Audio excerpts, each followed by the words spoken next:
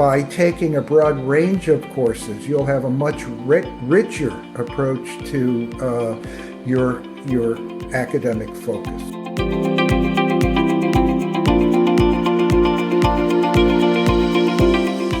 Hi, my name is Karina Macosko from academicinfluence.com, and I am here with Professor Rosenfeld from the University of Missouri, St. Louis. And so here at academicinfluence.com, we just like to know, how did you get started in your field and what influenced you to go in there? Okay. Well, my PhD is in sociology from the University of Oregon. I was at the University of Wisconsin as an undergraduate for the first 2 years, and the first course I took there was a course in sociology. It was team taught by two faculty members, Jerry Marwell and Nicholas Demarath, and that course blew my mind. That class blew my mind, and at that moment I decided I'd major in sociology. I then went to graduate school in sociology at Oregon, and while I was there, decided that I would write my dissertation on crime, even though I'd never taken a course in criminology. My mother was living in St. Louis at the time, and she'd gotten mugged 2 times. She wasn't hurt badly, but, she was shaken. And that plus my general interest in social inequality led me to study the relationship between inequality and crime, and that turns out to be the title of my dissertation. So that got me interested in crime, and I did a postdoc at Carnegie Mellon under Alfred Blumstein, who is still called the Dean of American Criminology.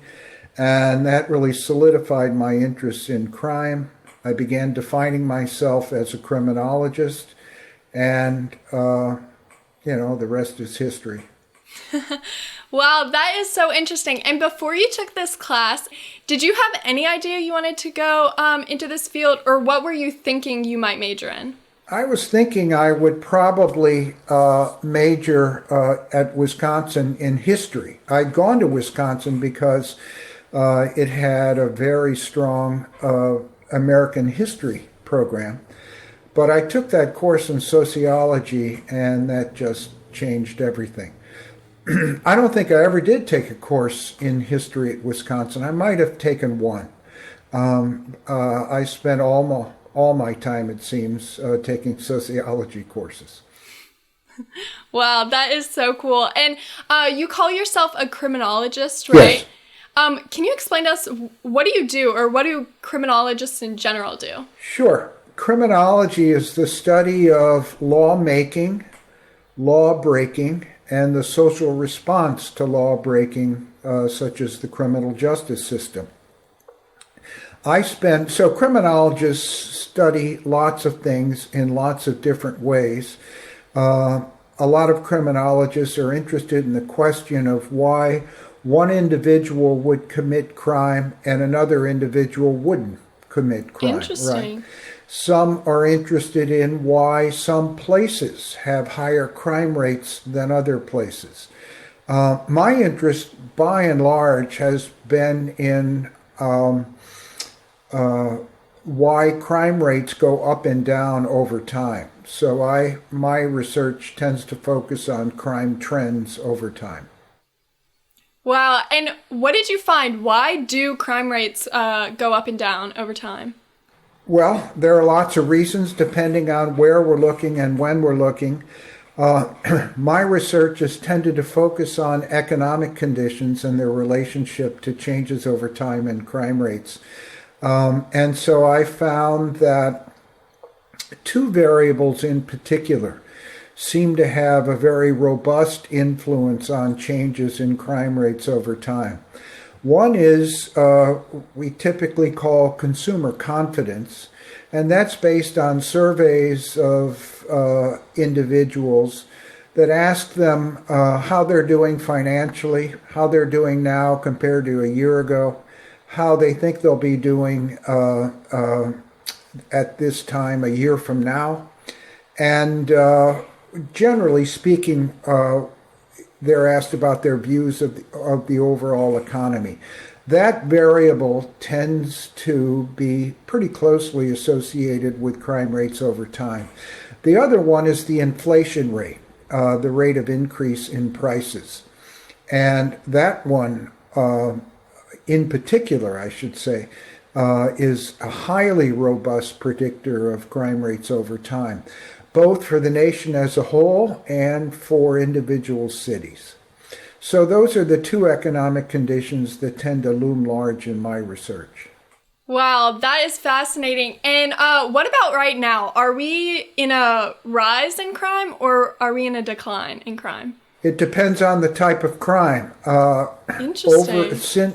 During the COVID period, we've seen a drop in property crimes, burglaries, larcenies. Larcenies are thefts not accompanied by force or breaking and entering, which would be a burglary. I think shoplifting when you think of larcenies. During the initial months of the response to COVID, a lot of businesses were closed, and when retail shops are closed, there's no shoplifting. So larcenies, but also home burglaries have been going down over the past several months. Violent crimes were flat or going down during the initial COVID period, but they began to spike in cities that I've looked at in my research during the last week of May and into June. And as you may recall, during the last week of May, George Floyd was killed by police officers in Minneapolis.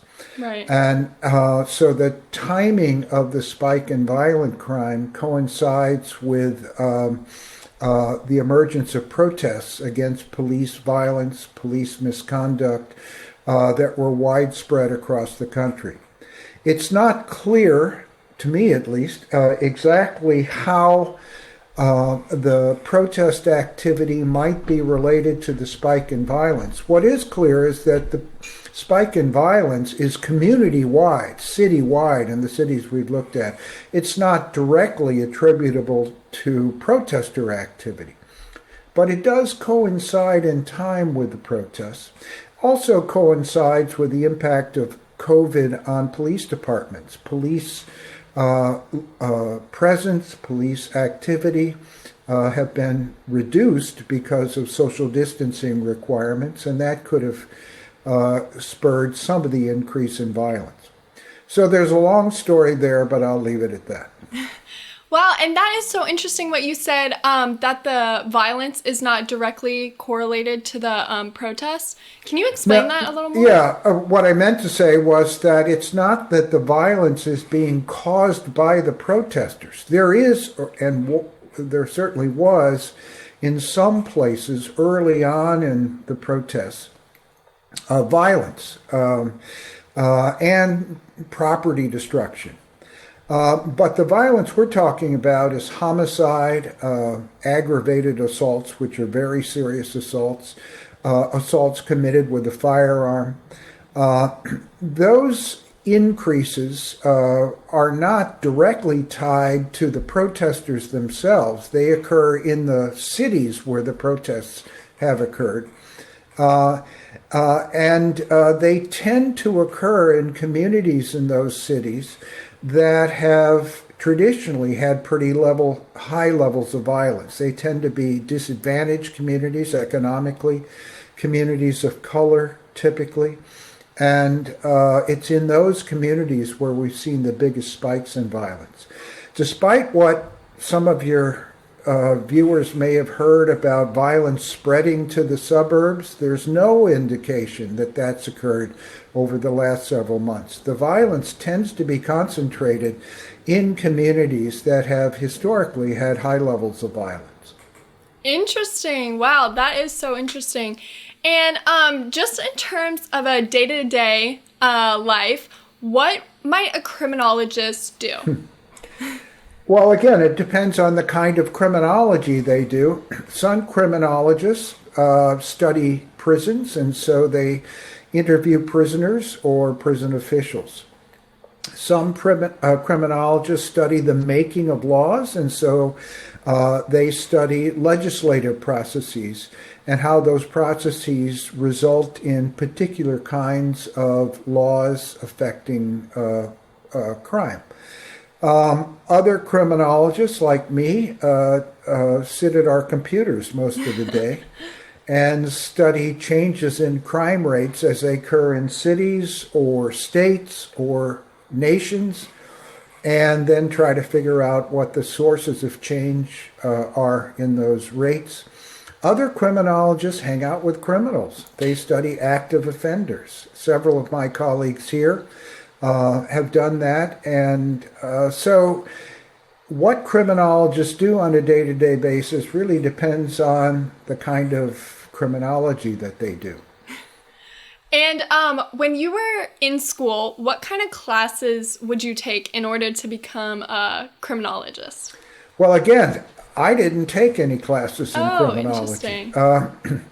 In fact, I've never taken a class in criminology. I did a postdoc. A postdoc, for your viewers, is after you finish your PhD, what people often do, your dad may have done it, is they go on to do a year or two at another university, although sometimes at the same university where they receive their PhD, to do research extending on their dissertation or moving beyond their dissertation.